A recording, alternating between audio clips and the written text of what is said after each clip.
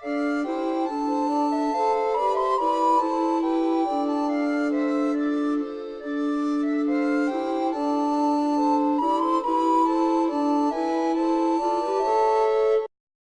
guys, and welcome to Brave Frontier Europe unit analysis. Today we are going to take a look at Lodin, a thunder unit with a quite unique ability at the moment. So let's check it out. As usual, let's start with his normal attack animation. 5 hits for his normal attack, a quite low hit count for me, which means low battle crystal production as well. And in my opinion, his attack animation is not really good either. His first hit is slow, and even though the last 4 hits are quite fast, they're only 50% of his attack. And the worst is, there is even a delay between the first hit and the rest. So in most cases, you can either spark his first or the last 4 hits, which are only 50% of his attack in both cases. If we compare him to Amy or Loach, they have the same hit count but much better attack animation. Amy has no delay, so it's still quite easy to spark with her attack, and Loach has the best attack animation amongst them, there's no doubt about that. It takes her a while to raise her arrow in the air, but the attack hits so fast that you have absolutely no problem to spark all the 5 hits. Now let's move on to his Brave Burst. It adds thunder element to attack for 3 turns, just like other units from his batch. So I will proceed with the test to show you that it works exactly like Michelle, Tyra's and Zalban's elemental buff. The buff is effective instantly after the Brave Burst is launched, and it adds 50% to the final damage against water element, which is obviously way better than any kind of attack buff you can have. So if your team have trouble dealing with water bosses, you should definitely bring him. You see the difference in damage output. Now, it's finally time to show you guys his unique ability. The second effect of his Brave Burst increases allies' Brave Burst gauge upon its activation. Now, that is a quite interesting and unique ability, but how good is it? Let's find out.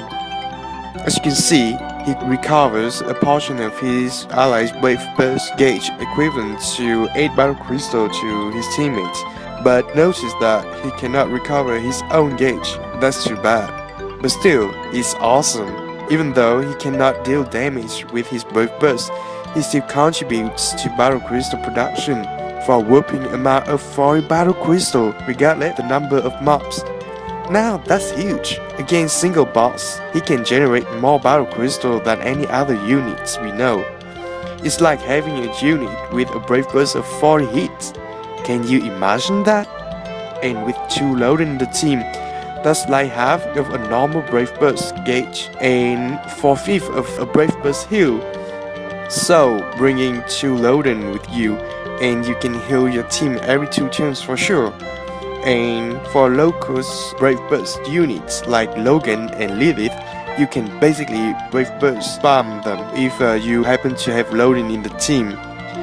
However, leveling his Brave Burst will increase the amount of battle crystal received, but nonetheless, the battle crystal cost is reduced from 27 to 21, so you can launch his Brave Burst much more often. So, if you want to fully exploit this unique ability, then max it. With the elemental buff, he is an ideal unit to have for the upcoming battle against Carl if you don't have a good Moral Thunder team. Indeed, his Brave Burst increases your team damage output and allows you to launch Brave Burst much more often, which means more damage and more heal for your team. Now, if I were to compare his Brave Burst to Amy's and Loach's, I would say Lodin wins by far in terms of usefulness. Indeed, Amy's Brave Burst is only good against single boss. Mob cleaning is really not her strength because of the single target, and it's the opposite for Loach's Brave Burst. Really nice in arena and for mob cleaning, but not so good against single boss. And both of them needs 32 battle crystals, while Lodin only needs 21 to 27. And above all, His brave burst usefulness and contribution to the team will overweight Amy and Lodin's individual damage outputs.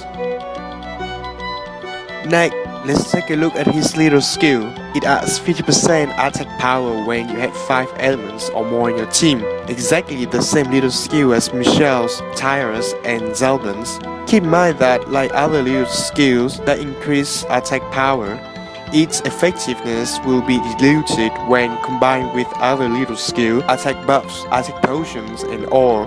Nevertheless, it's still the best rainbow little skill that we have at the moment. So, you can, for instance, have both Michelle and Lodin as leaders to make use of their wonderful buffs. Compared to his little skill, Amy's little skill is just a joke. Even with 2 Amy as leader, he can still compete with Lodin's little skill.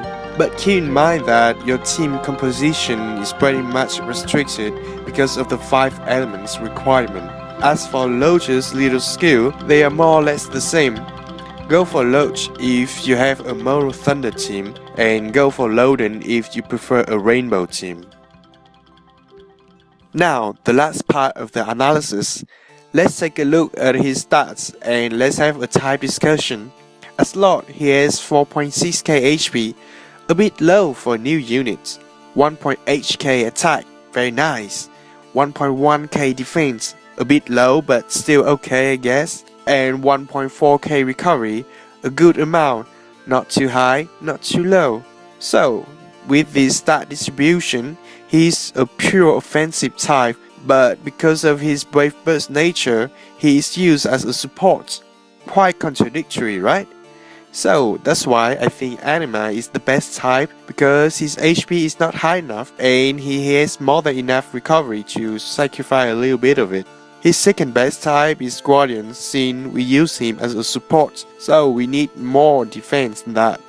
Lord type is still useful as usual, but Breaker and Oracle, those 2 types will make him really fragile, so I wouldn't recommend them, especially if you are going to bring him for the next upcoming trial.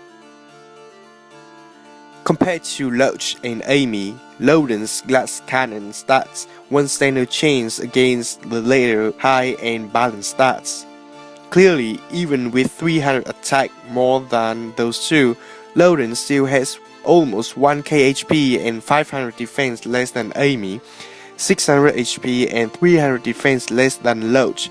Those differences in HP and defense are just too huge to ignore. But if we consider all the comparison we made earlier on normal attack, little skill and brave burst, I think Lodin is still more useful because of what he can bring to the team, and he is also more flexible and can fit into any kind of team, whereas Lodin and Amy are only good in Mono Thunder team and a Rainbow team. But that's just my opinion, you may think differently though. So, in conclusion, he has an average hit count and attack animation, a really nice rainbow little skill, but that comes with a restriction. But what's nice about this guy is his unique Brave Burst with the Thunder element buff and the ability to recover a portion of Brave Burst gauge equivalent to 8 Battle Crystal to each member of his team, excluding himself. So, if you don't have a Mono Thunder team or a strong team for chaos fights, you should definitely bring this guy along. He is what I call a should-have unit. Thank you for watching and stay tuned. And don't forget to subscribe to my channel because new videos on Logan, Rasil, and Dilma will be out soon.